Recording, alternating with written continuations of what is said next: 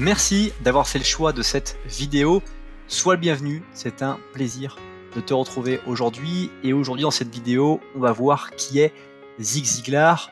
On parlera entre autres de sa biographie, on verra un petit peu comment il s'est construit, comment il est arrivé à pouvoir devenir cette personne connue.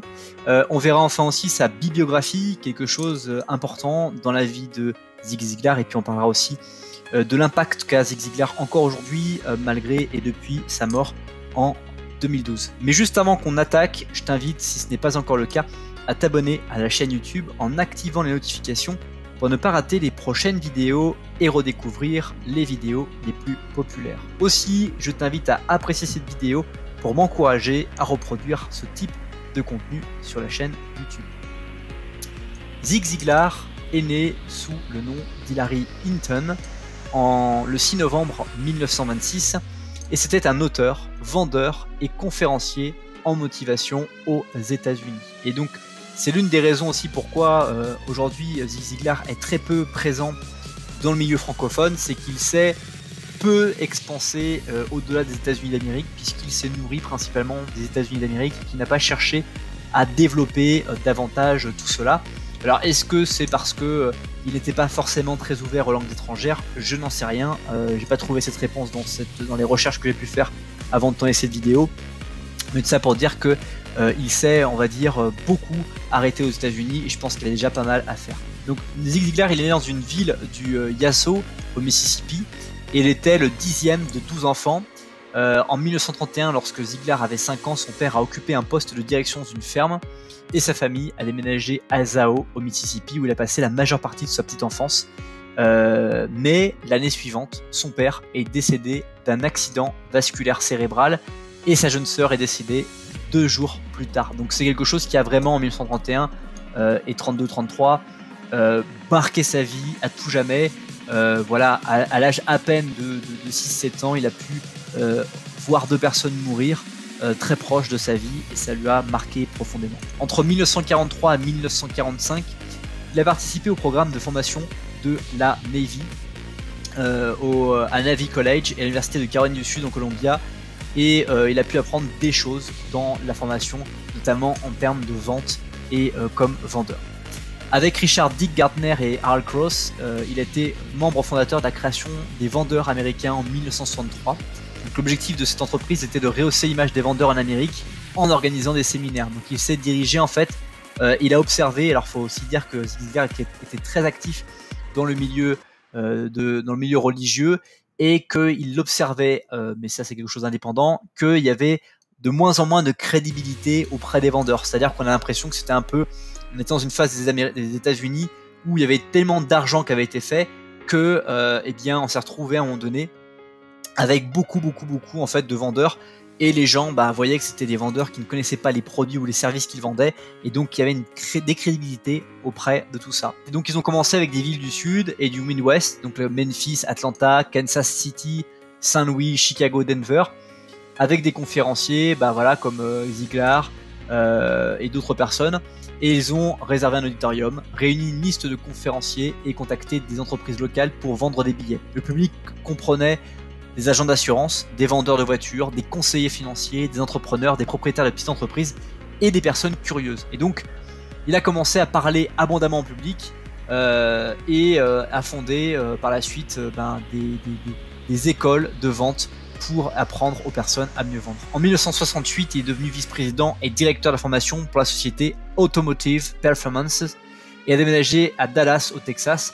L'entreprise a fait faillite 2 ans plus tard, et par la suite, Ziglar a beaucoup parlé lors de ses séminaires pour Peter Lowe de Get Motivated, et a finalement signé un accord exclusif pour soutenir les événements. En plus de parler, Ziglar a écrit plus de 30 livres. Son premier livre, See You at the Top, a été rejeté 39 fois avant sa publication en 1975.